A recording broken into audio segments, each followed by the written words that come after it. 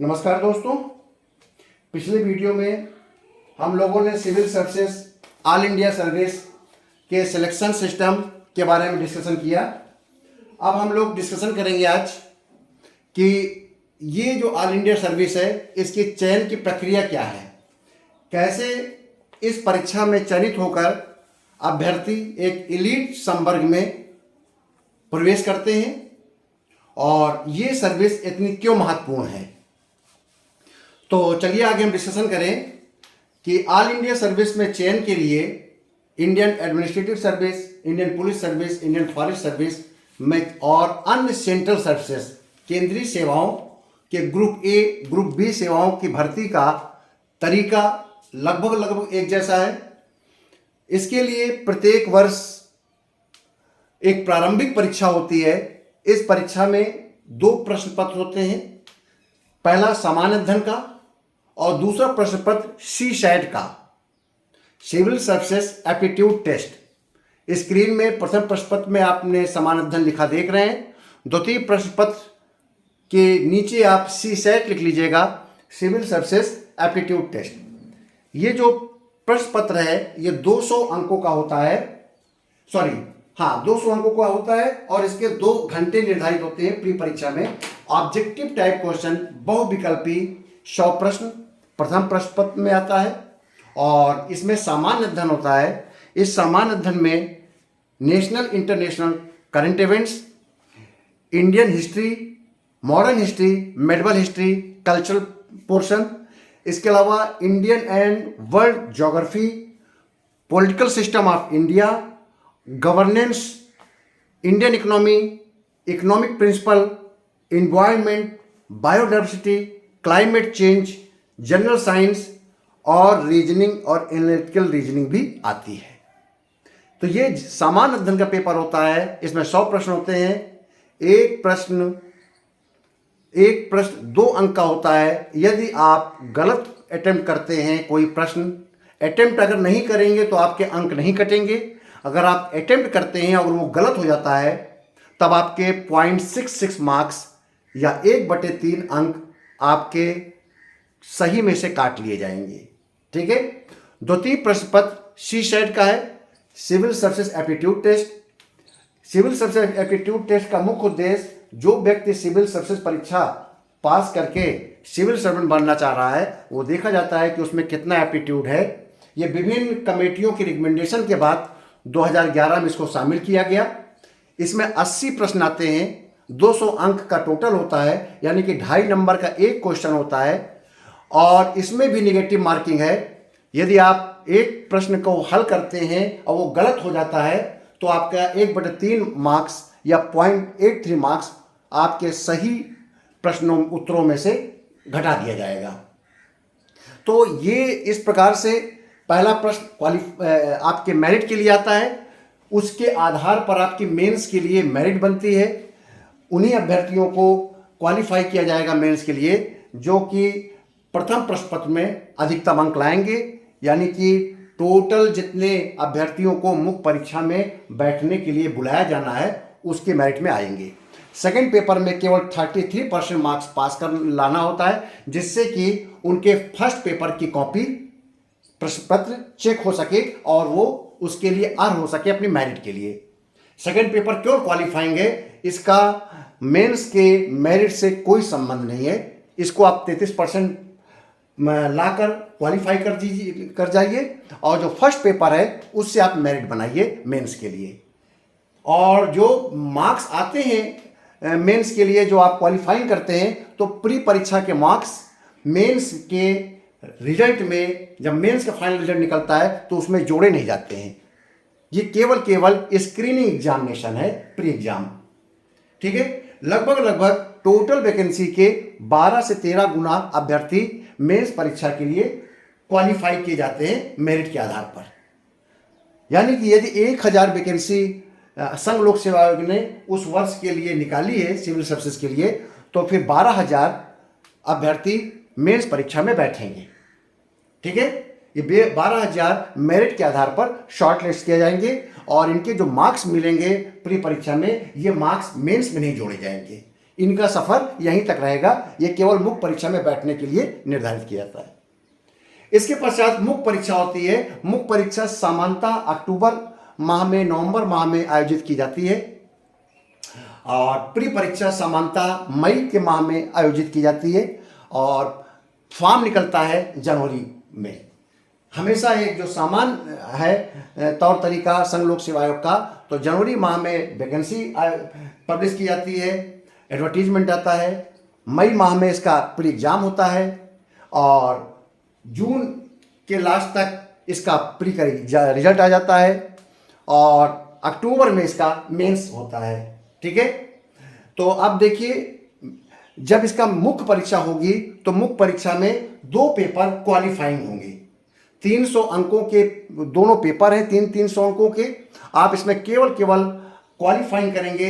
इसके आप मेरिट में इसके मार्क्स नहीं जोड़े जाते, लेकिन यदि आप इन प्रश्न पत्र यानी कि भारतीय भाषा में और अंग्रेजी में, ये 2 प्रश्न पत्र ऐसे हैं कि यदि आप इसमें मिनिमम मार्क्स नहीं ले पाए तो आप मुख्य परीक्षा के सभी पेपरों के बाहर हो जाएंगे, यानी कि आप चयन से बाहर हो जाएंगे। एग्जाम तो आपको देने को पूरा मिलेगा, क्योंकि इसकी जो परीक्षा के बाद कॉपी चेक होती है, तो सबसे पहले क्वालिफाइंग पेपर की कॉपी चेक होती है। क्वालिफाइंग पेपर में जो अभ्यर्थी उत्तीर्ण हो जाते हैं उनकी ही कॉपी या जो पेपर आपने जो मेंस लिखा है अन्य प्रश्न पत्र की कॉपी चेक होती है।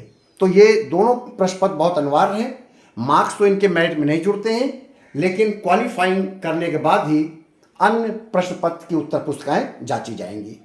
अब आता है अगले प्रश्न पत्र जिनसे मेरिट बनाई जाएगी। उसमें है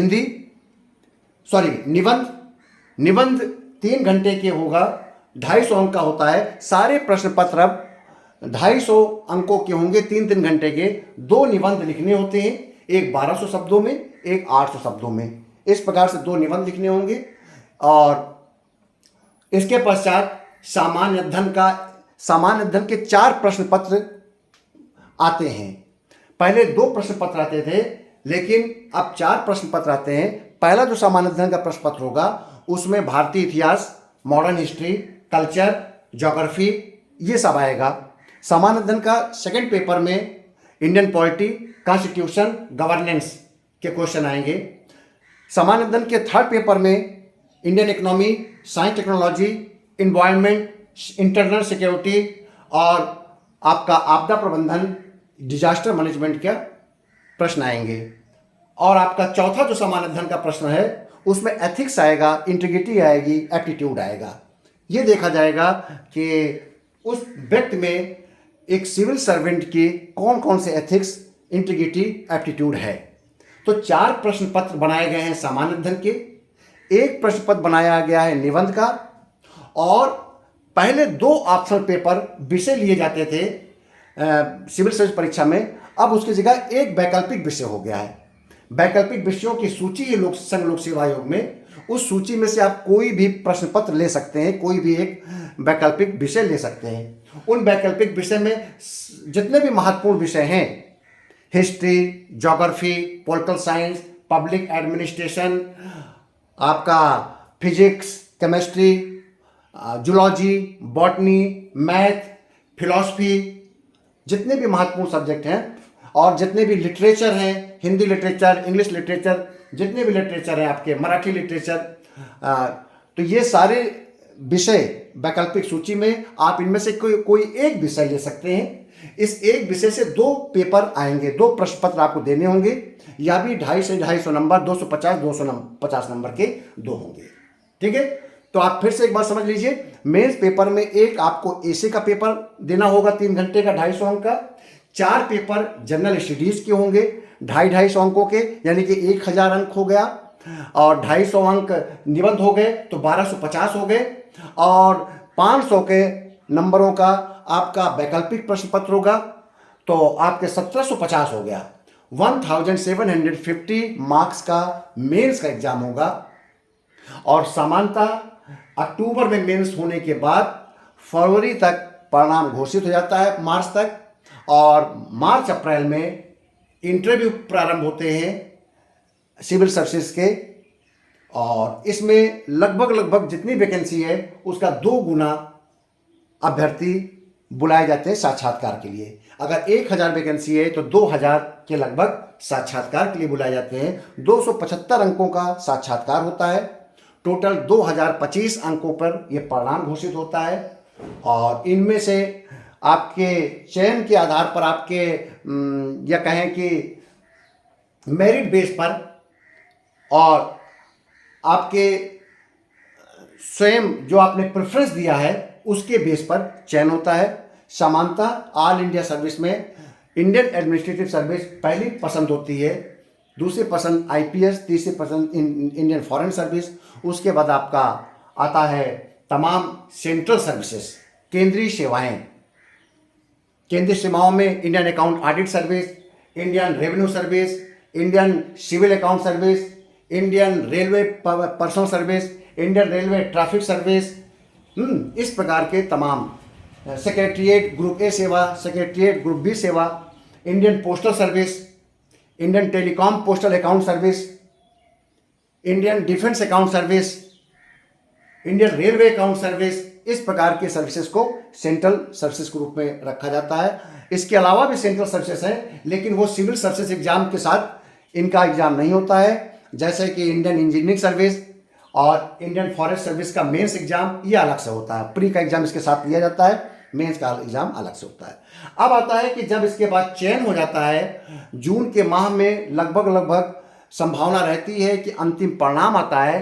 अंतिम परिणाम आने के बाद जून जुलाई 2 माह और अगस्त लगभग 2.5 से 3 महीने जो चयनित अभ्यर्थी हैं वो अपने इस चयन का एंजॉय करते हैं। अपने नातेदार रिश्तेदार अपने उस उपलब्धियों के आधार पर उनका जो सम्मान होता है इसका एंजॉय करते हैं। इसके बाद अगस्त के लास्ट में लाल बहादुर शास्त्री राष्ट्रीय प्रशासनिक अकादमी मसूरी से बुलावा पत्र आता है कि आपको अब ट्रेनिंग में आना है।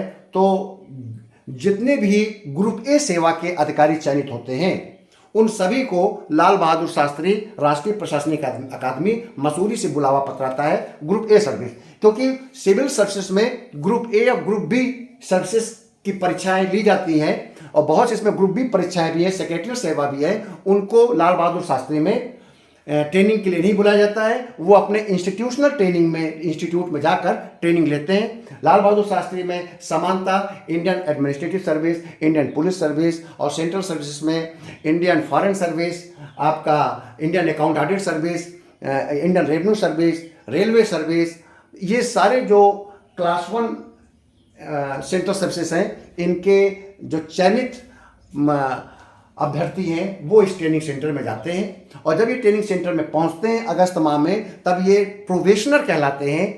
और ये प्रोबेशनर जो होते हैं अगस्त के लास्ट से लेकर नवंबर तक, सितंबर, अक्टूबर, नवंबर, अगस्त से लेकर नवंबर के लास्ट तक, दिसंबर के फर्स्ट वीक तक ये लोग फाउंडेशन प्रशिक्षण लेते हैं। इस फाउंडेशन प्रशिक्षण में इनको जो इन्होंने लगभग जीवन भर पढ़ा होता है उसी के बारे में फिर से इनको बताया जाता है, बस प्रैक्टिकल नॉलेज दी जाती है। क्योंकि ये लाल बहादुर शास्त्री राष्ट्रीय प्रशासनिक अकादमी के बारे में बता दूं पहले, ये 1959 में ये इंस्टीट्यूट बनाया गया था। तब इस इंस्टीट्यूट को हम नेशनल एकेडमी ऑफ एडमिनिस्ट्रेशन कहते थे। नेशनल एकेडमी ऑफ एडमिनिस्ट्रेशन नाम रखा गया था 1959 में, और 1972 में इसका नाम बदल करके Lal Bahadur Shastri national academy of administration कर दिया गया। ठीक है, तो इस ट्रेनिंग सेंटर में न केवल आईएएस बल्कि क्लास 1 सेंट्रल सर्विसेज के सारे अधिकारी यहाँ पर 4 माह का आधारभूत प्रशिक्षण लेते हैं। इसमें आपका कानून के बारे में, विधि के बारे में, लॉ एंड ऑर्डर के बारे में, कॉन्स्टिट्यूशन के बारे में, जो आपके जीवन में जिस ज्ञान की जरूरत पड़ेगी उसके बारे में उनको बेसिक जानकारी दी जाती है। ये 4 माह का होता है। लास्ट में परीक्षा होती है और परीक्षा होने के पश्चात आपका व्यावसायिक प्रशिक्षण प्रारंभ होता है। 4 महीने बाद दिसंबर में परीक्षा हो जाएगी और परीक्षा होने के पश्चात कुछ दिनों का आपको मौका दिया जाएगा, 1 सप्ताह मुश्किल से, इसी बीच में आईएएस जो अभ्यर्थी है, आईएएस जो प्रोफेशनल हैं, वो अपने लाल Bahadur Shastri national administrative academy में रुके रहेंगे। और जो अन्य सेवा के अधिकारी हैं, इंडियन पुलिस सेवा के अधिकारी हैं, इंडियन फॉरेन सेवा के अधिकारी हैं, इंडियन अकाउंट ऑडिट सर्विस के हैं, Indian civil account audit service के, इंडियन रेलवे सर्विस के हैं, पोस्टल सर्विस के हैं, ये जितने प्रशिक्षु होंगे, प्रोफेशनल होंगे, ये मसूरी छोड़ देंगे। 4 महीने एक साथ रहते हैं। सभी सेवाओं के अधिकारी एक दूसरे से मिलते जुलते हैं, एक दूसरे से परिचित होते हैं, सब एक दूसरे के बोली भाषा इन सब का अध्ययन करते हैं। इसके पश्चात सभी अपने अपने ट्रेनिंग सेंटर में चले जाते हैं।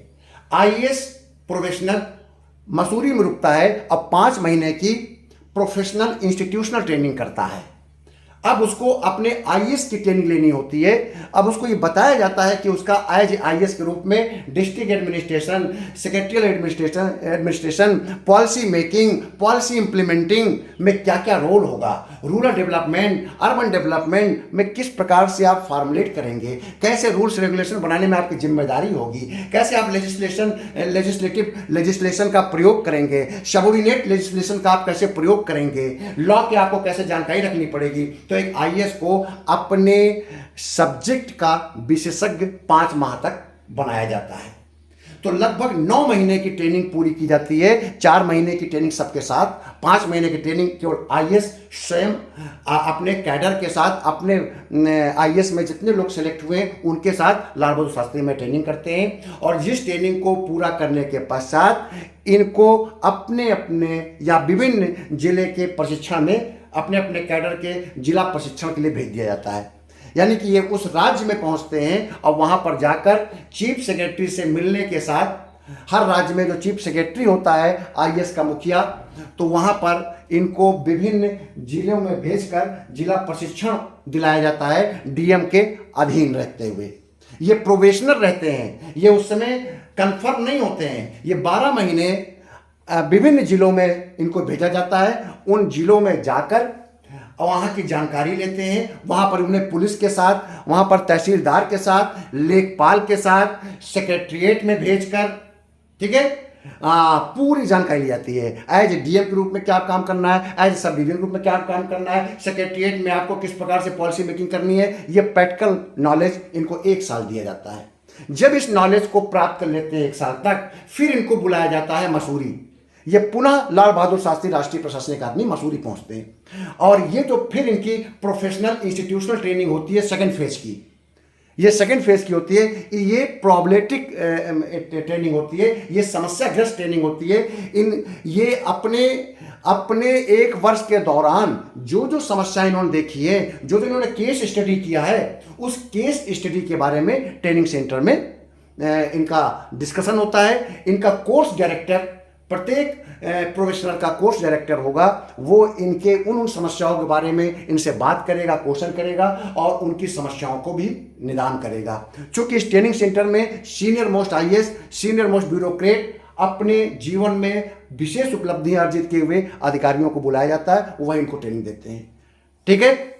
और जो अन्य अधिकारी होते हैं सेवा के, तो वैसे जैसे कि पुलिस सेवा का अधिकारी जो होगा वो लाल बहादुर शास्त्री एकेडमी हैदराबाद चले जाएंगे, फॉरेस्ट एकेडमी देहरादून वाले देहरादून चले जाएंगे, फॉरेन सर्विस का ट्रेनिंग सेंटर न्यू दिल्ली में है वो न्यू दिल्ली चले जाएंगे, रेलवे में जो सिलेक्शन होंगे वो रेलवे स्टाफ कॉलेज बड़ौदा चले जाएंगे, जो पोस्टल सर्विस में सिलेक्शन है वो गाजियाबाद चले जाएंगे, जो अकाउंट्स एंड ऑडिट सर्विस में आए हैं वो शिमला चले जाएंगे, और जो आईआरएस हैं इंडियन रेवेन्यू सर्विस के वो नई दिल्ली में ट्रेनिंग लेंगे, और इन्फॉर्मेशन सर्विस वाले भी न्यू दिल्ली में ट्रेनिंग लेंगे। इस प्रकार से ये आपका अखिल भारतीय सेवा का ट्रेनिंग और भर्ती का तरीका है। बहुत बहुत धन्यवाद।